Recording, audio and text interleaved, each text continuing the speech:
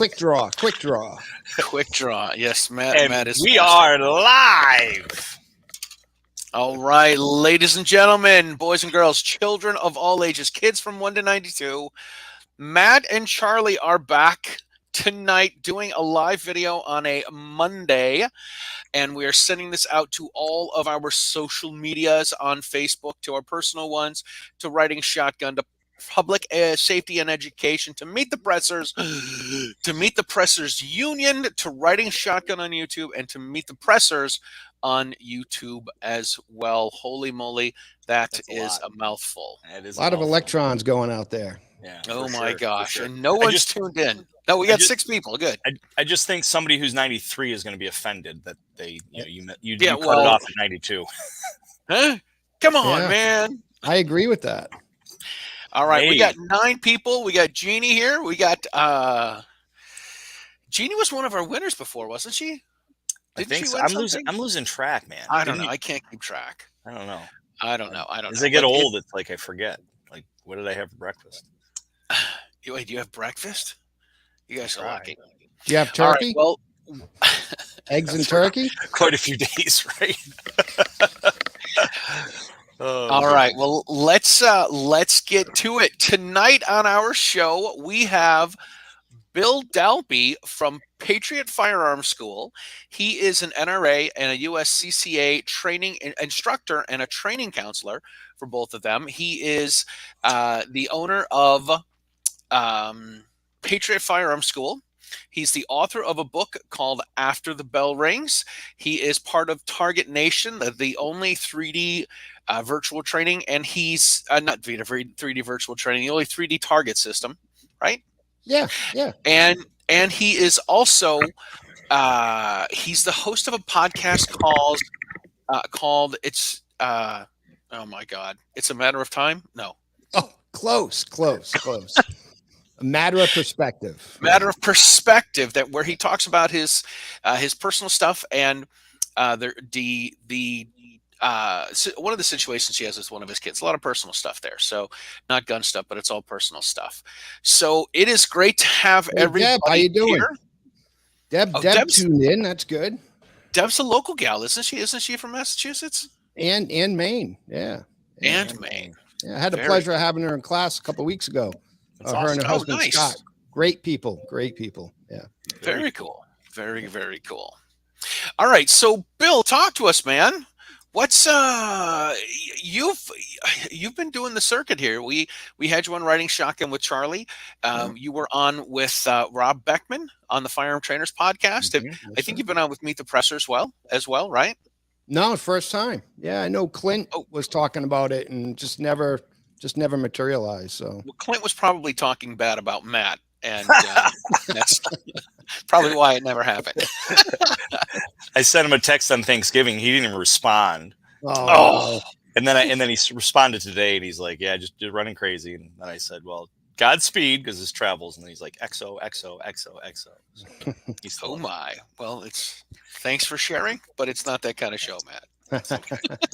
It's a love fest. It's a love fest. So, Bill, how did you get started in becoming an instructor?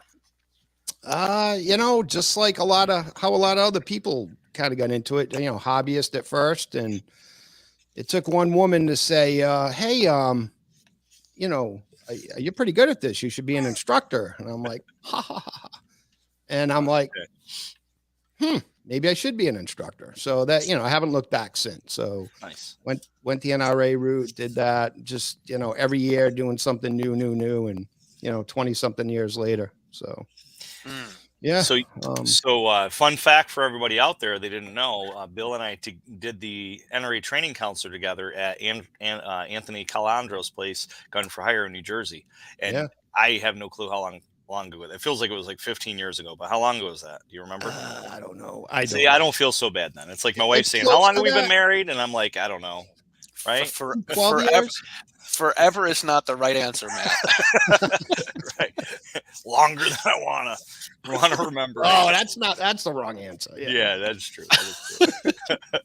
It's been a while. Yeah, it's been quite a while. That's it's awesome that we regrouped and got back together and started talking and collabing and stuff. It's interesting to see that long ago, and then how many people are still in the industry, and then maybe who have like gone on or doing other things these days, and not teaching as much anymore. So yeah, we had a little moment at SHOT Show, kind of like, hey, look at us now type of thing. Yeah, right, exactly. Yeah, you got a booth. I'm running around like a chicken with its head cut off. Yep. Yeah, we'll be in SHOT again this year at Target Nation. Do you know your booth number? Everybody, I texted Bernard about an hour ago. He hasn't gotten back to me. We're going to be in the law enforcement section though this year. Oh, that's cool. So not the same spot as last year. Law enforcement section. Yep. Okay. And the law enforcement section is top of the escalators down the hall on the left. Sure. It is. Yeah. It is. I know. Yeah, sure. If Bernard's listening, he's in French, he's cursing me out. We're at SHOT again. Yeah, and last year actually was my first year ever. Really? And the Beverly Hillbillies came to mind. I was like, I'd never been to Vegas. Yeah. And it was interesting. Yeah, it was good. Interesting. Very cool. Yeah. Yeah, it's a hoot. It is a hoot for sure. I think that was I think it was like my 8th year or something like that. So it's been interesting. Yeah, you talk to some people, they've been going forever. Yeah, forever. since the beginning. Yeah. Beginning of time. How long has SHOT been in existence? Now I got to look because you make me wonder.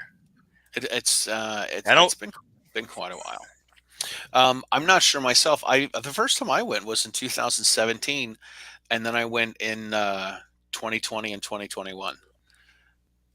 And I hate to think that I caught the SHOT Show crud or pre-COVID is kind of probably what it was, but something hit me. Something hit me on like Thursday morning, and I went back to my hotel and spent the day at my hotel resting and sleeping. I'm going to use air quotes when I say resting and sleeping. And I went out to eat and got a bite Thursday night, and I flew out Friday morning. So was this last year? This was this was this year, 2022. Sorry. Yeah, that's when I got COVID. I mean, if you think about it, especially working a booth. I mean, Matt, you run on like 4 hours sleep. Oh my God. Because when the booth ends, there's the other, after show type of relationship. Yeah. There's all the connecting. Yeah. The connecting and networking. It was 2021 that I got. Yeah. It is a lot of work, man. It's on the go. It is on the go.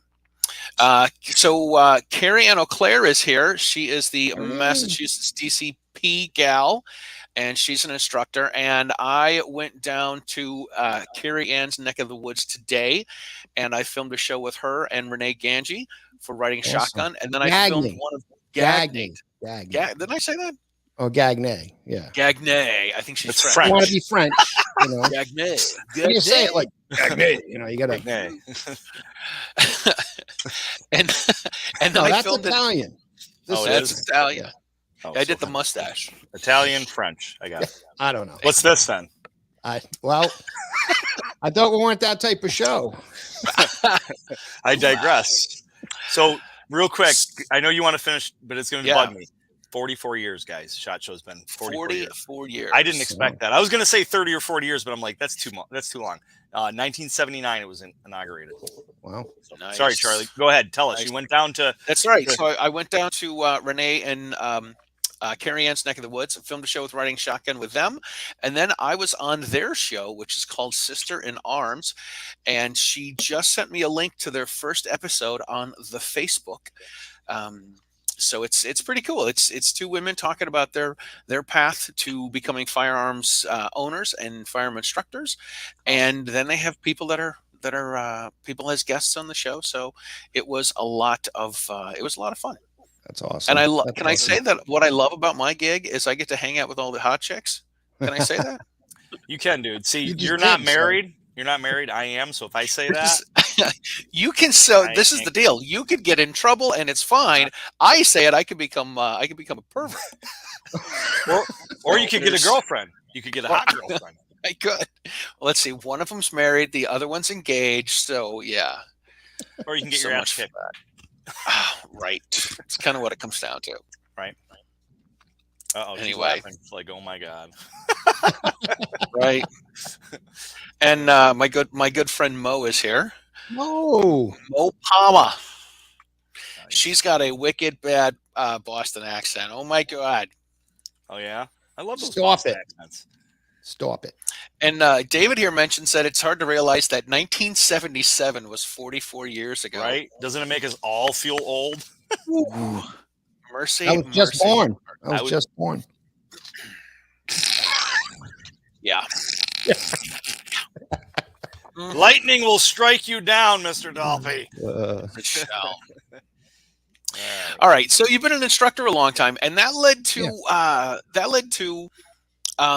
man, it's led to so many things for you. Yeah. Like, what do you want to talk about? I want to talk about the book. Let's talk about the book. Let's talk about the book, because the book is kind of an interesting thing. Yeah. So I'm going to tell you the genesis of that because I think it's pretty interesting. 5 years ago, 6 years ago, we had a 15-year-old boy who was like lured into the white van, so to speak.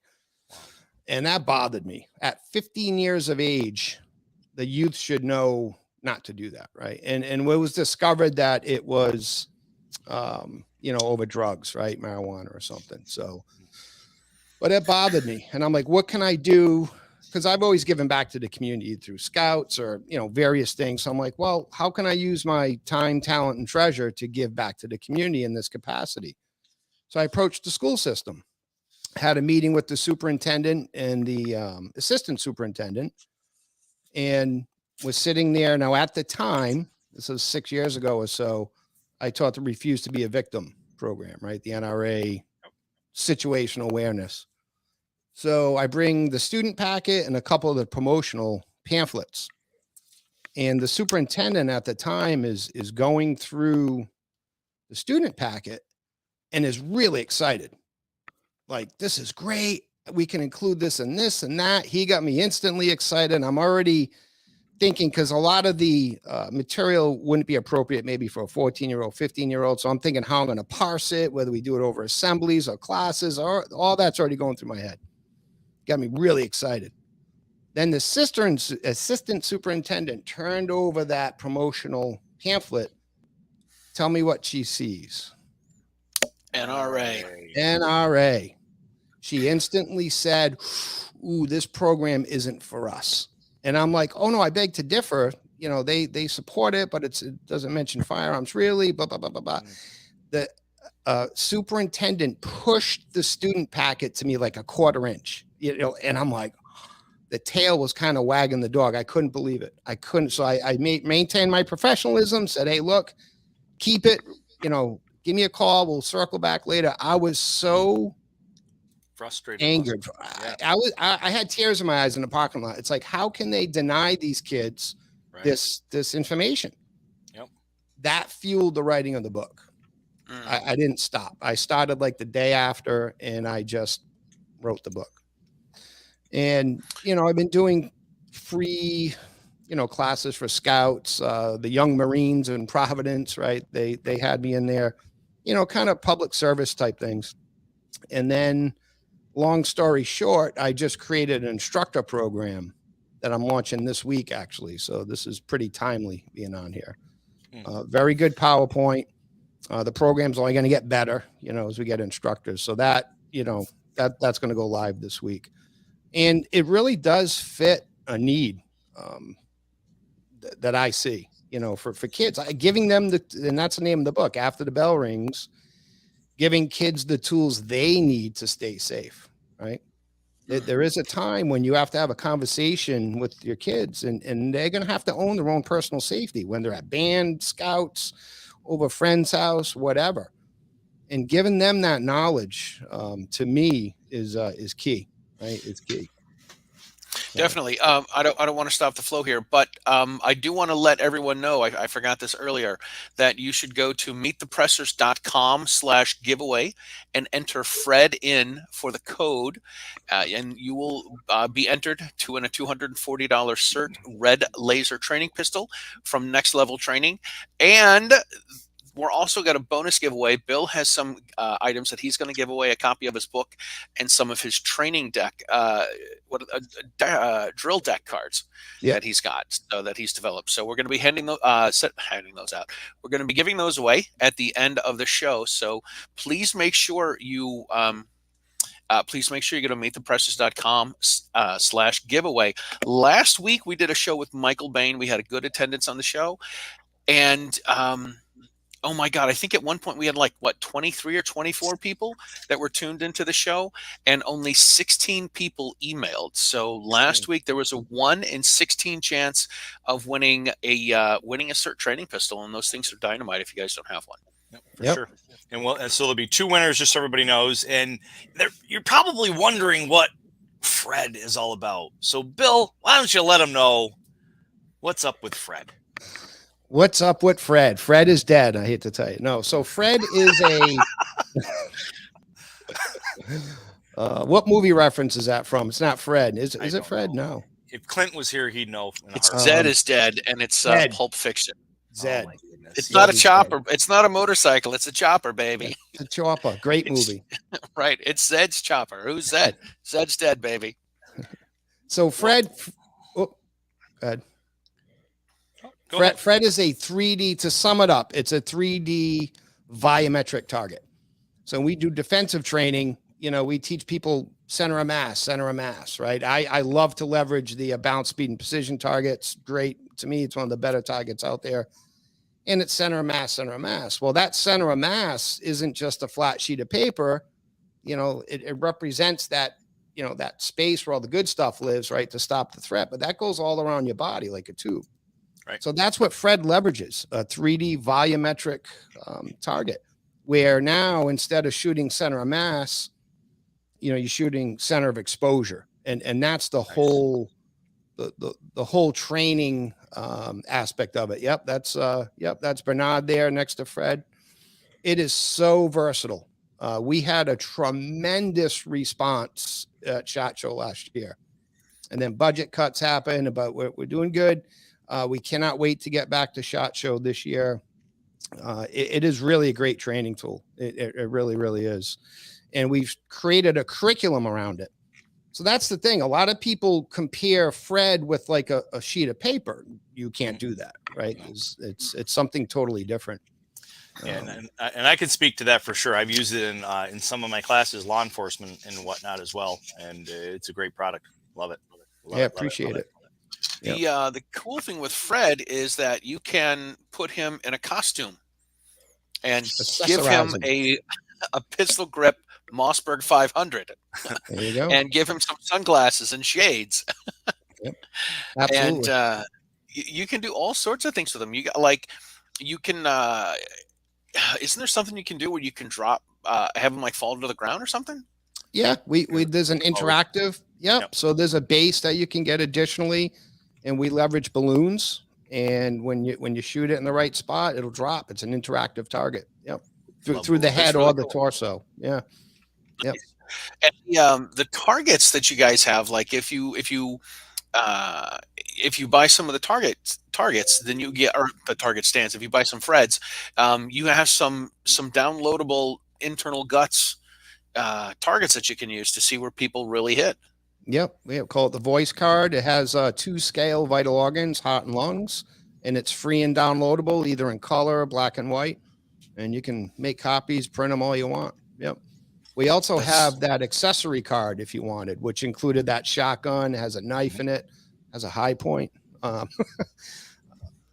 bottles of soda, a badge, so you can quickly, make a scenario, where people have to think on the range. And some of the guys when I send through, they'll whisper back and say, "Oh, the second and the sixth guy are the threats." Well, I'll exchange that pistol with the soda bottle on that same target. So now they go in, they have to think, right? They got to think on the range. You just can't go in blasting. So there's a lot of benefit to it. What's that? Yeah, that cognitive process, they have to actually take in the data. They can't just shoot because somebody else shot. For law enforcement, security guards, and some of the other civilian classes I do, that's important to get that that AII process, acquire the situation, identify the threat, isolate innocent people, other people around you. I call it friend, foe, foe, friend. So I like throwing my friend of Fred in there and seeing if he gets shot, and hopefully That's he doesn't. great. And it works with UTM as well. Works with UTM. Yep. That is a lot of alliteration. It is lots. And good news is we have right now 19 people already signed up for the 19 people. Well, I paid 50, so oh man. That's awesome. That's awesome. For sure. Did we finish everything with the book? I No. wasn't sure. No, wasn't sure so if I we were want done with- to continue this because Yeah. and I have a gripe with school systems. I really do. And so we have a new regime in town, a new superintendent, new assistant superintendent. The town is excited. These guys have a reputation of turning things around. I've actually had a sit down meeting with them, and I hate to say it, but they yahed me right out of the office. Right. And it's clear. And I've sent a couple of emails to them, and it's very clear that they don't want this in the school. And it just makes me sick. So I think part of that is it's Patriot Firearms School repping this book, right? So as soon as I give them a card that has Firearms School, you know how they are, just whoop. So I've separated it now. It's completely different. So it's atbrbook.com. It's its own entity. Nice. And I'm hoping that will help, soften their perceptions, So, yeah. That's good. Good, You know, good for you to it is good to realize that might be the Achilles what's the word I'm heel. looking for? The code word, Yeah. as it were, to get in the magic word there. It's too bad that things have to be this way. Mhm. I mean, let's think about this. If we want to take advice from someone on safety, it should be someone who teaches safety courses. And if we're going to take advice on someone about firearms, it should be about someone who knows about firearms. And it would be, we can't sit here.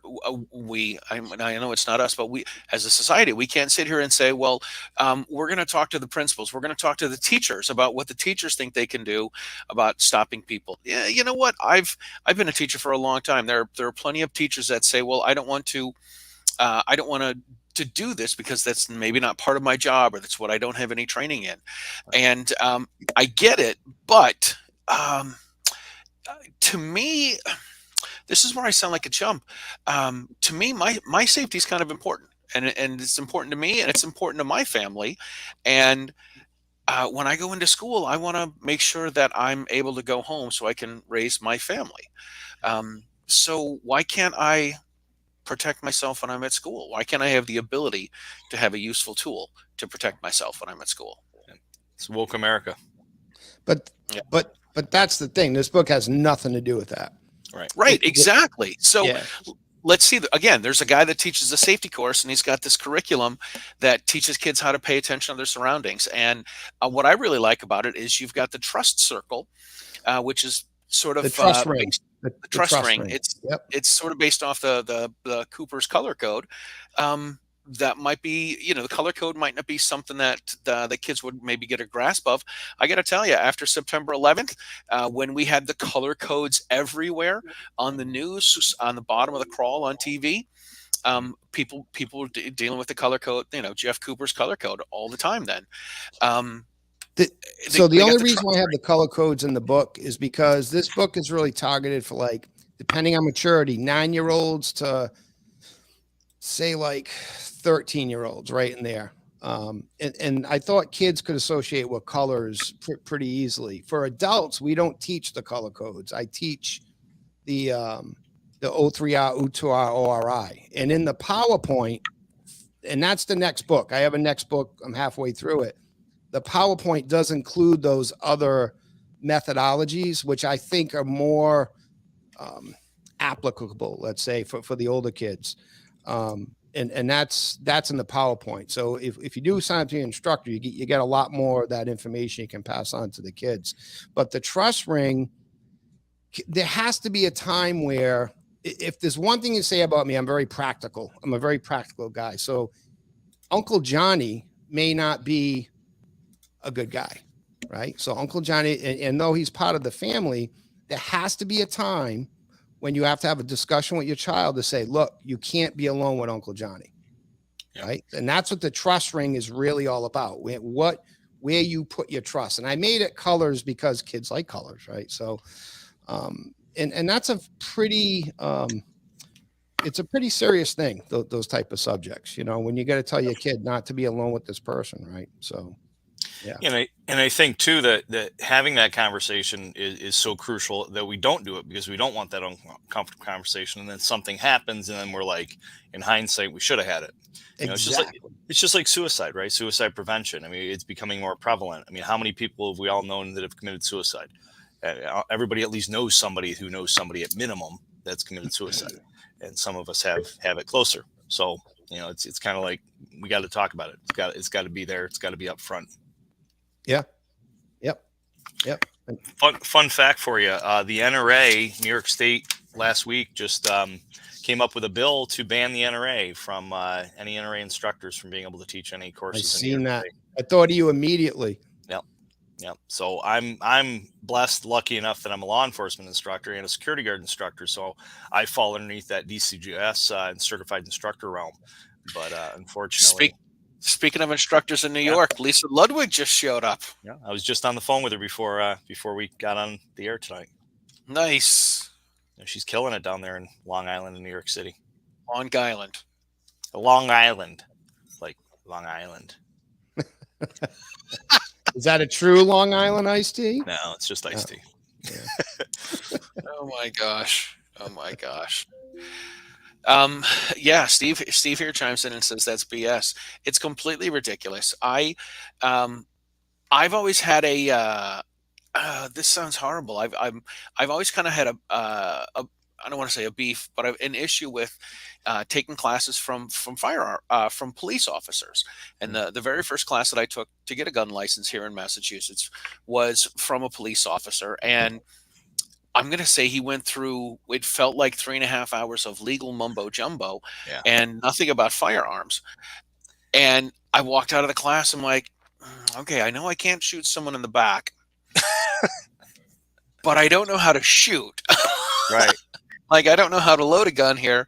And I think I should have learned that. And then 8 months later, I took another course and, you know, I did all the hands-on gun stuff.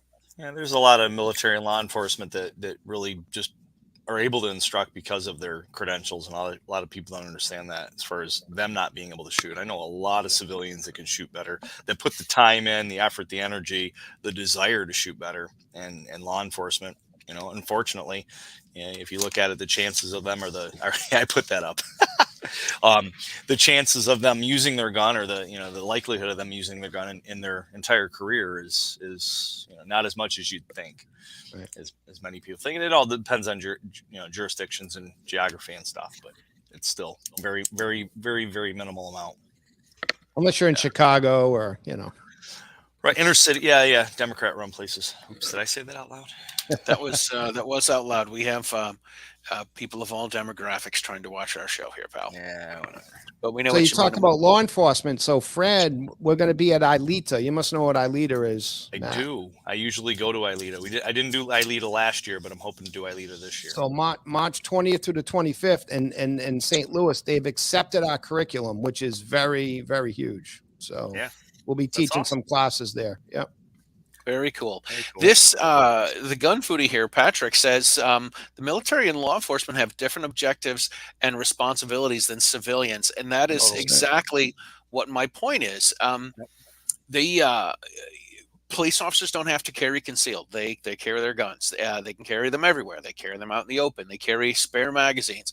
In occupied territory where we live, gentlemen, they can have high cap magazines, and they can have new Glocks and all these guns that are not on the approved firearm weapon roster. Right. They have different rules that they have to live by than rules of engagement. A citizen. Absolutely. Yep. They don't. We don't have to get involved in stuff, but the police do, and that's a huge difference. And I don't really Yeah. And a good example on that too is I'll do the LEOSA HR-218, people call it, but it's technically LEOSA, Law Enforcement Officer Safety Act. I'll do that class here in New York, and I'll have people come in to take that are retired, no longer law enforcement, and they bring in tools that they're not even legally supposed to have anymore because they're no longer sworn officers, and you can just see like all the years of them being in law enforcement, and now they can't go towards the fight, but they've been trained their entire life to do that. So imagine taking somebody who's retired and goes and teaches a civilian, but never has a civilian instructor say, hey, this is different. This isn't how you do it. Right. You can't do this. You can't say this. You don't, you always hear the story, shoot them outside and drag them inside. No, that's tampering with evidence. That's, you're lying to the jury. A lot of bad things, right? You just cringe, Bill. Bill's like, oh. Yeah. I always tell people, I said, look, I don't watch CSI, but I'm pretty sure that's tampering with evidence. Yeah. So keep going there, Matt. No, it's just interesting to see people become law enforcement officers, become instructors to instruct civilians. And I don't cringe at it right away, and I wish them luck, but definitely got to have a different mindset for sure. Yeah. Especially when they take their qualification, their shooting qualification, and label that as defensive shooting. That's I got a big beef with that. Not civilian defensive shooting at all in any means. Yeah. And I've done that before on the show. Like, gunfire's this way, law enforcement's going towards it. Gunfire's this way, civilians are going away from it. Right. Mm-hmm. So. Amen. All right. So the drill deck, I want to know about the drill deck. To give us the lowdown on the drill deck. I got to get my hands on one of these drill decks. So look, again, I'm a very practical guy. So, I try to do defensive training, several times a month, And when you're a trainer, as you guys know, it's very tough to find that hour, that 45 minutes to get some quality reps in. For sure. So I would take playing cards and kind of mark them up. And again, leverage at that time the bounce, speed, and precision target. And, I'd look at a card, process the information, and then apply it to the target. And then they got beat up. I'm like, well, let me make my own. So I made my own.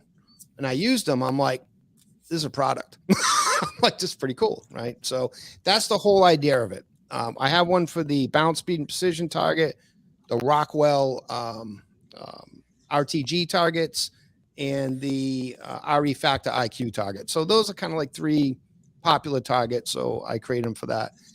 And that's what it's meant to do. And you mentioned cognitive load earlier, Matt. So that's what we try to do. We just glance at the card. You're not meant to study it.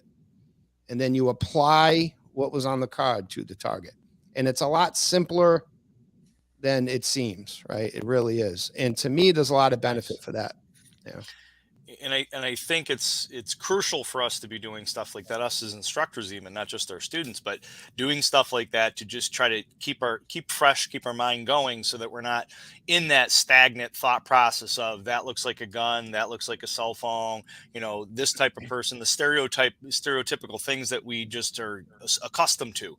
So having that drill deck or other tools like that really help us keep fresh and keep things current in our head and relevant, and make us think, cognitively process data versus just, just looking and assuming automatically.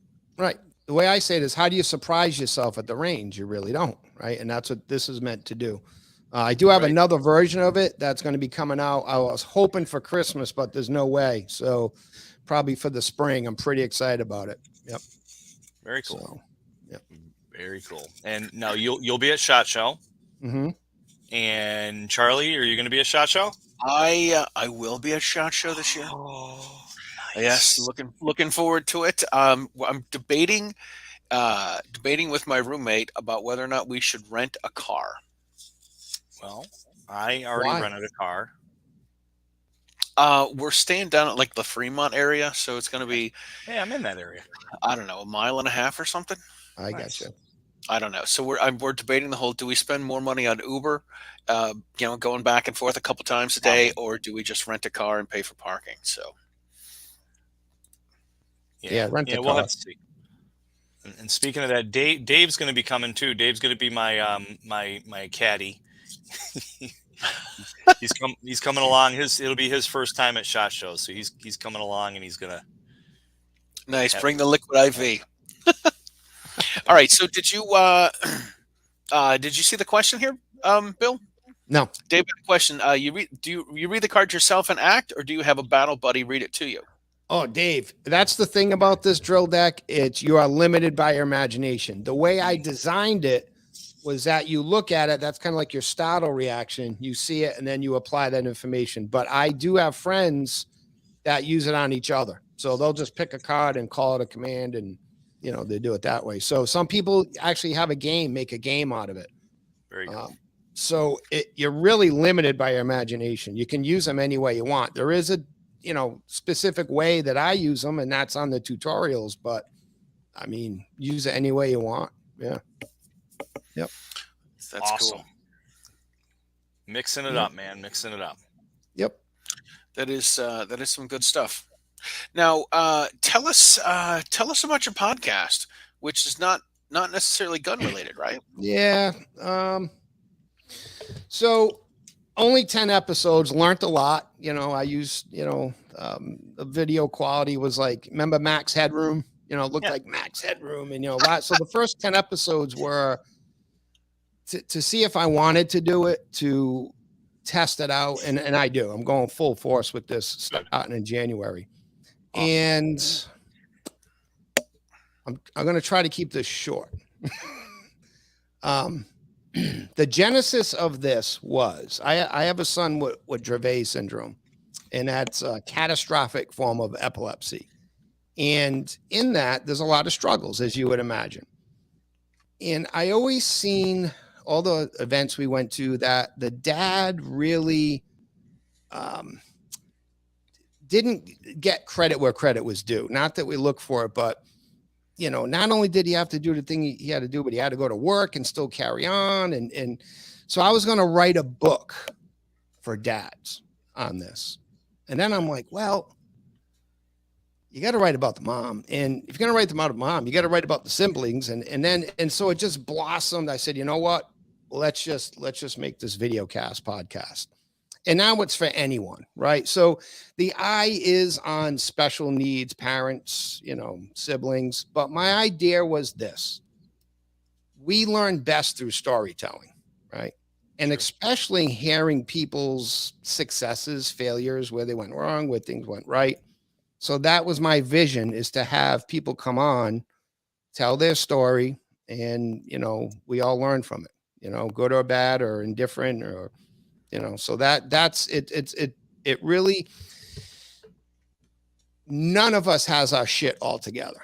We all deal with something, right? So you see these things on Facebook, everyone has bad days. Everyone goes through stuff, right? It's just inevitable. And you mentioned suicide earlier, right? Great organization, Walk the Talk America, right? Mike Sardini, 130% behind that company. But there is a long breadth of real estate between having something wrong and committing suicide.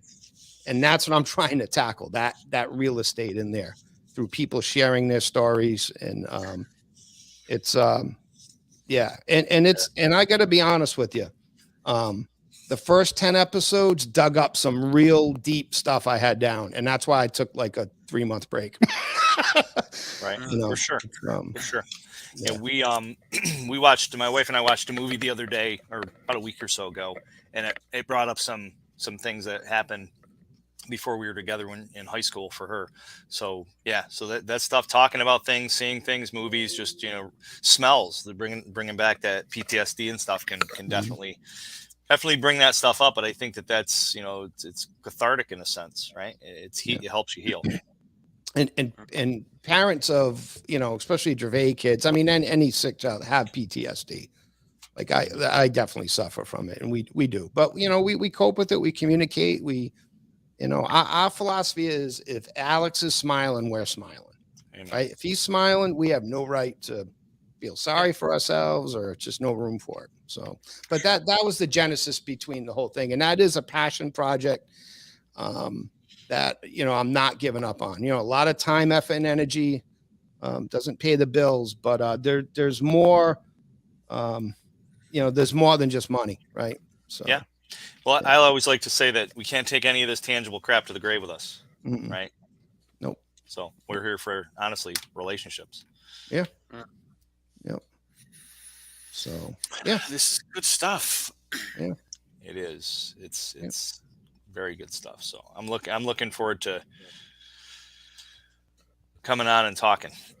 Yeah. And I want to go live eventually with like what you guys are doing here, but I can't do it alone. I need I want a co-host. Like I tried, like my family members, no one wants to come on. No one wants to share it. Cause that was my original thought, is have a family on. So you can hear the situation from the parents' point of view, the siblings' point of view, the grandparents' point of view, the aunt's point of view, right? So you get an all-inclusive, thing. So, yeah, Right. we'll see where it goes. So Sarah Joy wanted to know where we could find A Matter of Perspective, and I sent him a link to Libsyn. So if you look for A Matter of Perspective, I'm on YouTube too. On YouTube as well. On YouTube. Yeah. All right. Very it's a cool. video. It's like this. It's a video, but I do the Libsyn thing. Yeah, on Spotify and Apple, I think. Yeah. Nice. Very For cool. now. Very cool. I know. Yeah. It's important to talk about these things. Like you said, we all have issues. We all have things that we have to deal with, and we have to have time. We have to have time as individuals where we can have people that I call them. It's a safe person to talk to, and somebody that you don't have to necessarily hold things back. Yeah, and it's someone you can trust. Someone that's not going to be like, oh my God, you know what? Charlie was telling me about this. Whew, it's a little too much, man. We need to have people that we can talk to, and whether it's a professional person to talk to, or whether it's friends, or calling up a family member, something like it's super important that when life starts to kick us in the tail, that we have people to depend on and talk to. And just vent. 100%, Charlie. Communication. Yeah. Yep. I think it's kind of like the sponsor, and with I was going to say AAA, but not triple. Alcoholics Anonymous. Yes. Right. Yes. I mean, and kind of that same concept. Just have somebody that you can talk to. You can say, hey, listen, I'm struggling right now. Give me some advice. Tell me to pull my head out of my ass, kind of thing. Yep. Yeah.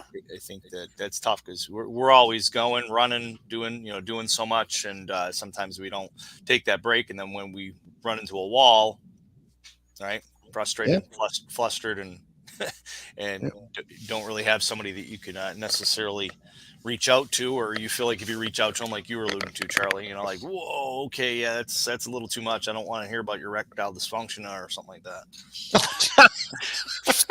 Thanks for sharing, Matt. They have remedies for that. They have little blue pills. You could not that I know that, but let me clarify. I don't have that problem. That's not what I heard, but okay. Speaking of that, so not that. I sent you guys something earlier, the Gun Pro Pledge. You guys see that? Oh yes. Mine's on my printer. Go get it. I'll go get mine. All right. I got mine. I came prepared, gentlemen. Mine's just right over there. I should probably disappear too. Like they'll come back and be like, "Where'd Matt go?" I said I should disappear too, Bill.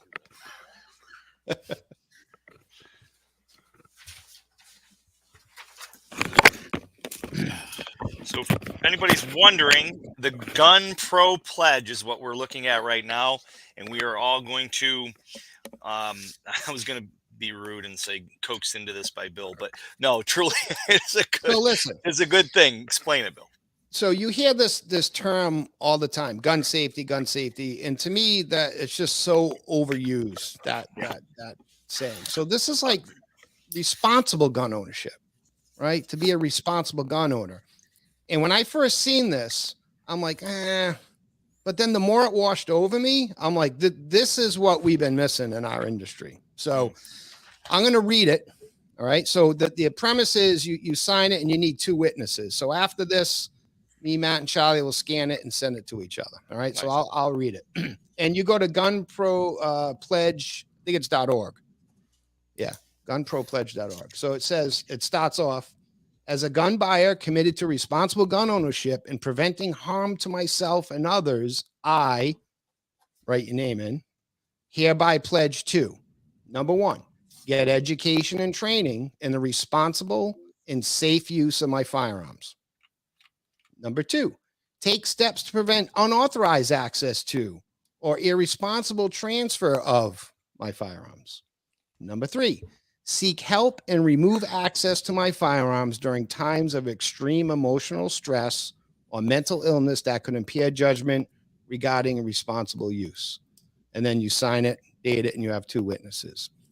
If you're an instructor, if you have buddies, I absolutely encourage you to do this. This really says a lot, and take it seriously. Take this very seriously. And this is what we've been missing, this gun being responsible, right? Doing the right thing. Yeah.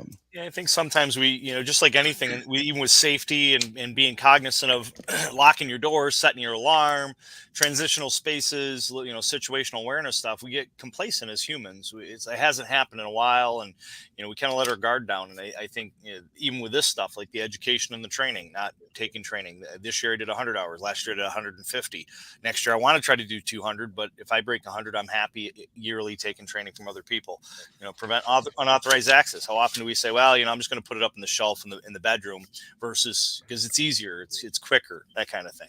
Nothing's happening, nobody's broken in.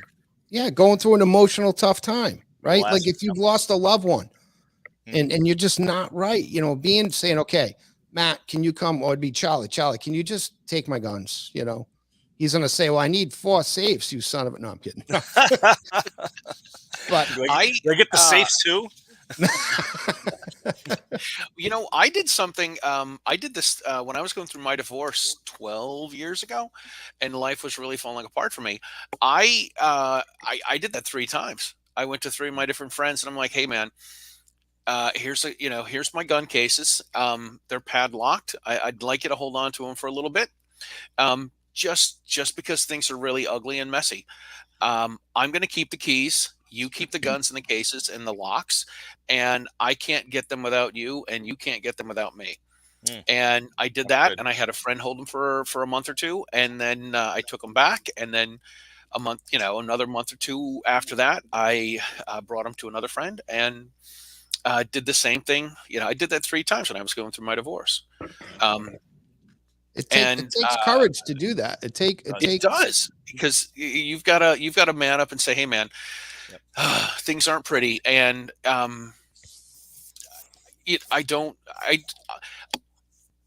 I obviously I didn't have suicidal thoughts. I was concerned that my first ex-wife, as I like to affectionately call her, I thought she was going to I was just becoming a gun instructor, and I thought she was going to say that I was doing stuff that I wasn't doing, and essentially red flag me and say, "Hey, listen, you know what? He's acting like a lunatic. I want him out of the house, and we're gonna have him, lose his gun license." Yeah. And I wanted to I wanted to head that off at the pass. That's really smart. That makes me think of Masada Ayub had said there's another instructor that he knows in the industry that paints his gun a certain type of color that not anybody else paints it. So that way, if somebody ever says, "Oh yeah, he pointed a black gun at me," well, no, his gun's not black. His gun's, whatever. And he doesn't publicly say what color it is so that they can never be used against them. So that's genius. That's smart. That's really smart on your part. There was another post up here too. David asked Bill, have you printed anything 3D lately?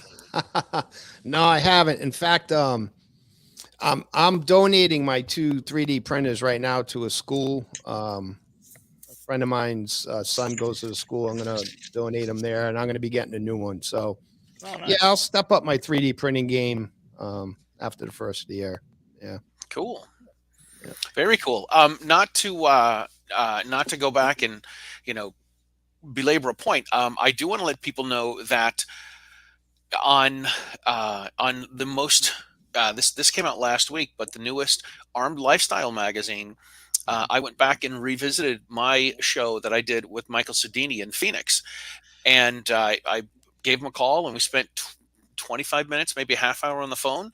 So I put that conversation up on the Writing Shotgun with Charlie YouTube channel, and they can read the whole article at the Arm Lifestyle magazine as well. So That's Awesome. yeah, and Arm Lifestyle magazine is completely free. You can just go and download it. It's an online magazine. So please feel free to check that out. Fine. I've got to give a plug to Michael Sudini as well. So, because of New York State's new 18-hour course, we're required to talk about suicide prevention. And of course, I first thought of Michael, reached out to him, and he ended up giving me his PowerPoint. So I've done some tweaks to it, sending that back to him for him to possibly use some of the stuff I added. But definitely, he's been a huge help. Sent me a bunch of stuff to give out to my students as well as to use in the curriculum. That's cool. That's cool.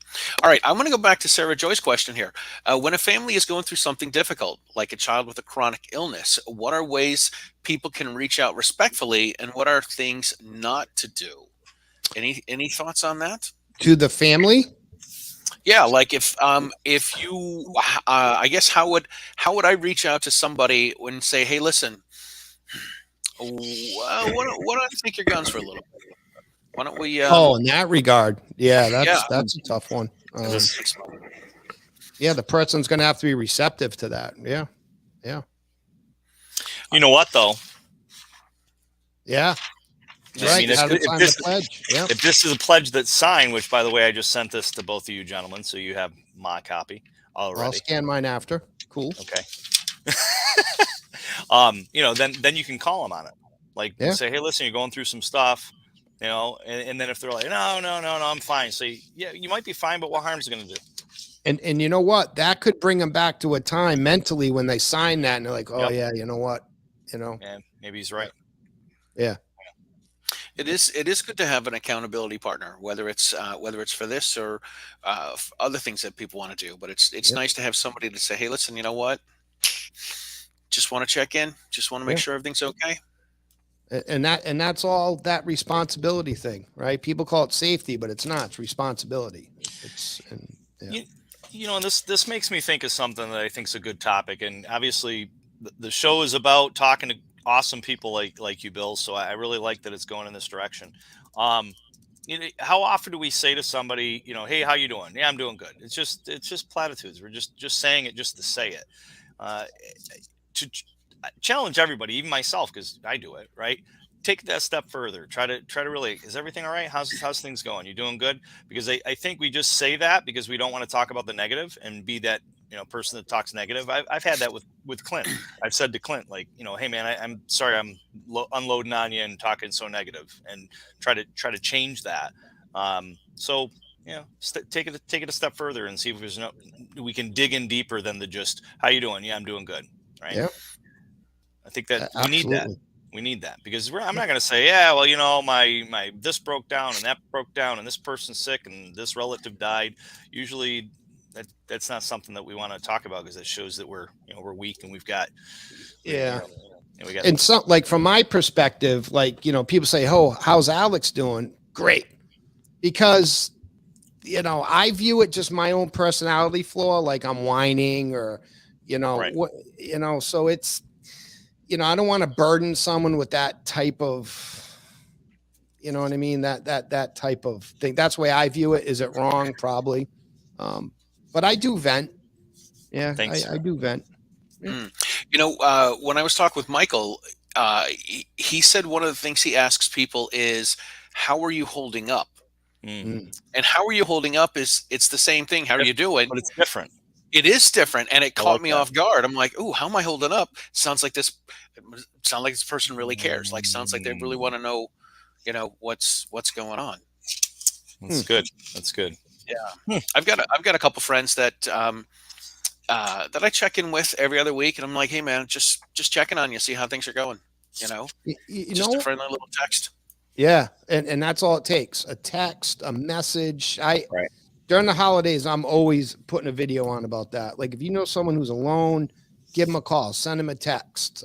It can go a long, long way, long way. And I like that, how you're holding up, because I do too. It almost gives that person permission not to be doing okay. Right? Like, how are you holding up? Like, right. So you're recognizing there is something there rather than just how you doing. Yeah, I like that. I'm Yeah. taking that one.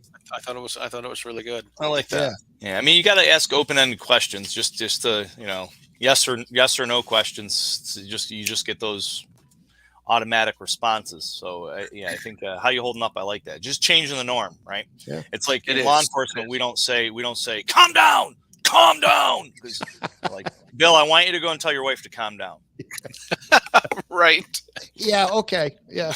She'll give you something to calm down about. Yeah. All right, listen, but we're almost at the end of our time. We're at 30. We just started.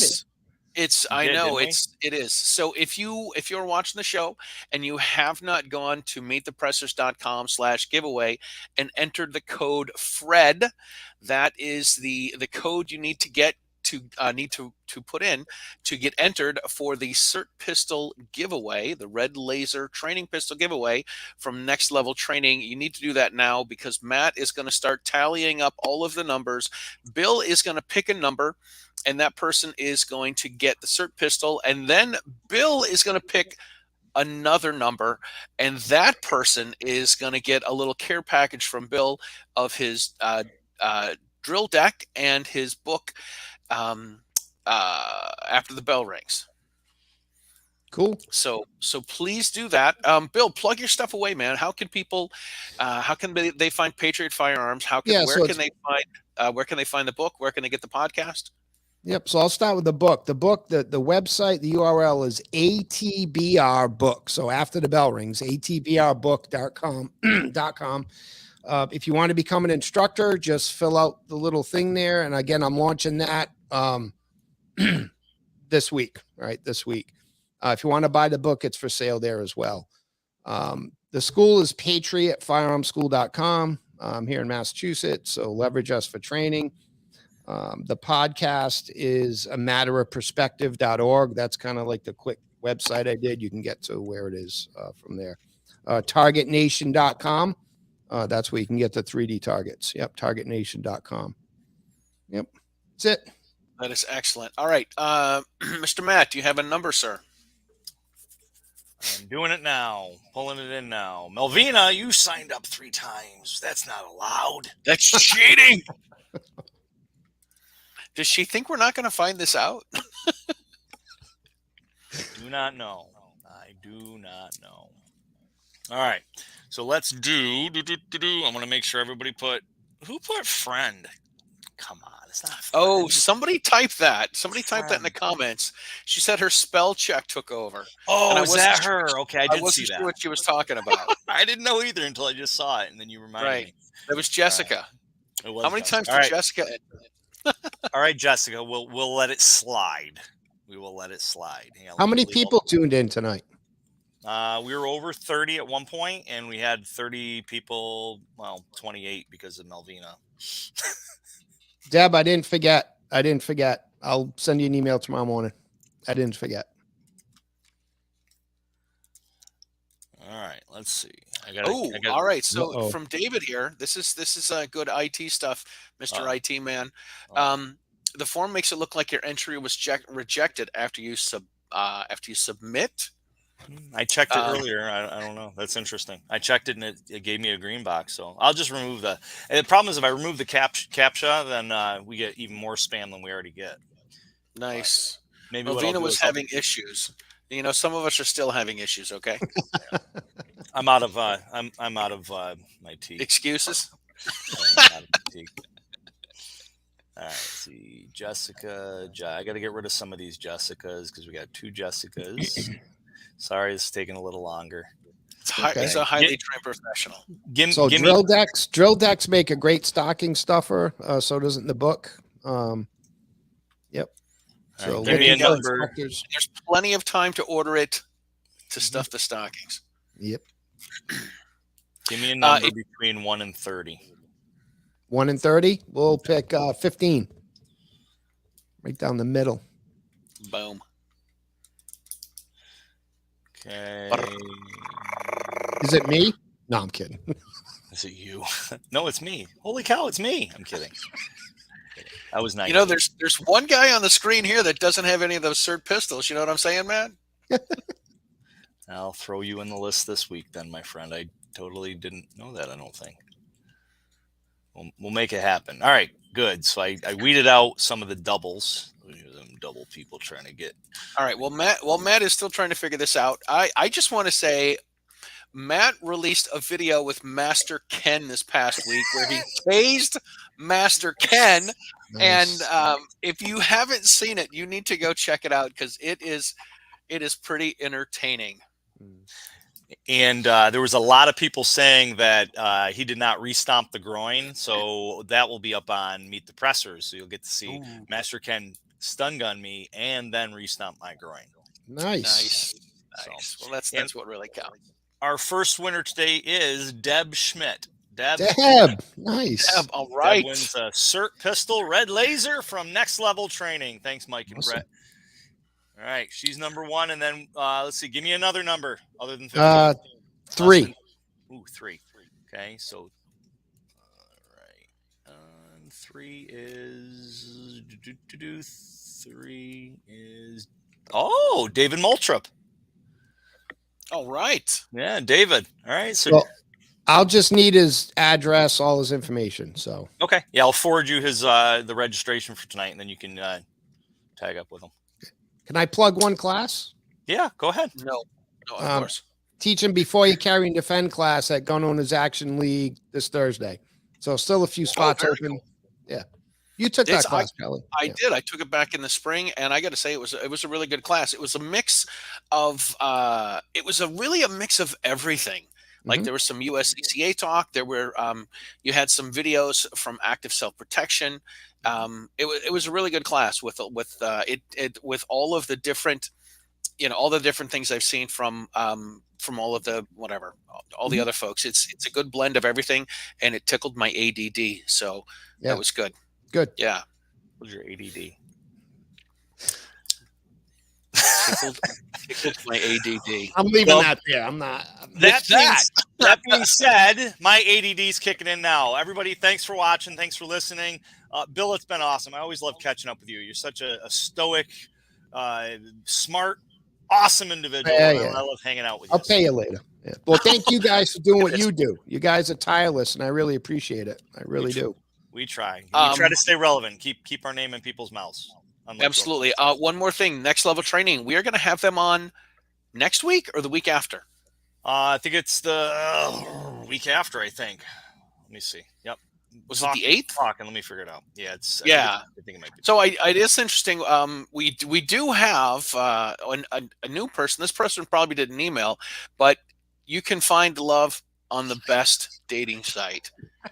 So that is Charlie. I think that was for you, Charlie. I think that was for you. Yeah. Yeah. Because 1-8 sexes is really that's screaming. She's hot. Absolutely. Where are we get? Oh, you're kidding me. We're getting spam in the messages. Right on the YouTube. Oh my goodness. Anyway, well, that is definitely. Can we just nuke them? Can we just send the Russians? Wait, the Russians won't win. Yeah. Anyway, it's the 7th, Wednesday, the 7th, 8 p.m. Eastern Standard Time. We will have Mike Lentz and Britt Lentz and Mike Hughes from NextLevel Training on the show to talk about all their gadgets and fun stuff. That's next Wednesday. 7th. I think it's next Tuesday. Yeah. Next Wednesday, the 7th. Wednesday, the 7th. Wednesday, December 7th. All right. Wednesday it is. We'll be back then. We hope you guys tune in then. Thank you guys all for being here tonight. Thank you, Bill. Great job with all the behind the scenes there stuff, Matt. And we'll see you guys again. Thank you very much. Stay Take safe. care. God bless.